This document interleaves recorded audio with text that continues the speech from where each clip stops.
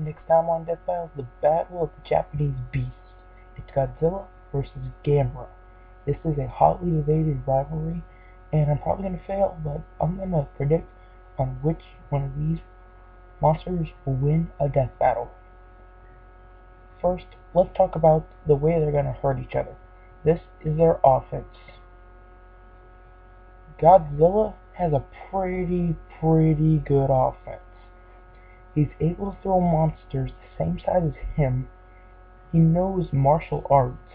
He has atomic breath that can destroy a black hole, can go to incredible heats, can explode, and he can use it to fly. He can also use nuclear energy, but it's mainly effective against metallic enemies. His tail can destroy buildings and can also help him jump.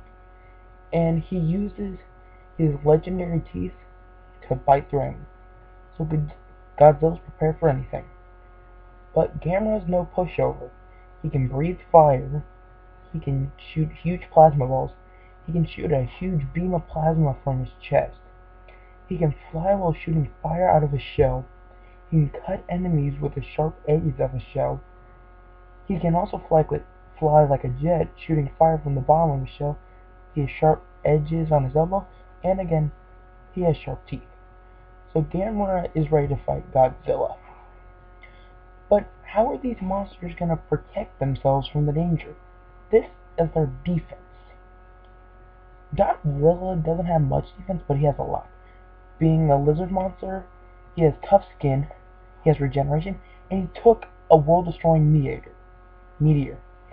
Gamera, being a turtle monster, he has a shell, and he also has regeneration.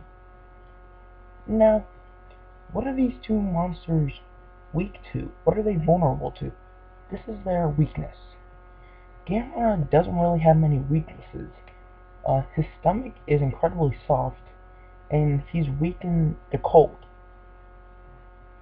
Godzilla, on the other hand, he's kind of weak to electricity, but some people made it not effective to him or even helps him. He's also weakened to anti-nuclear bacteria. He used to have a second brain on his spine, and he also has soft areas on his armpits, which are very vulnerable. Now, the verdict. I thought about this really hard, and Gamera's defense and Godzilla's offense, this was really hard to decide who would win this fight. But after much thought, I believe the winner of the next battle will be the King of Monsters, Godzilla. Now, before you start hating, please hear me. Godzilla has a ton of attacks to use against Gamera. So does Gamera. But I just feel like Godzilla's are a little more powerful. Plus, his tail does give him a really good way to knock Gamera over, since turtles fall over easily and he can't really get up from the shell. Plus, Godzilla stopped a planet-busting meteor.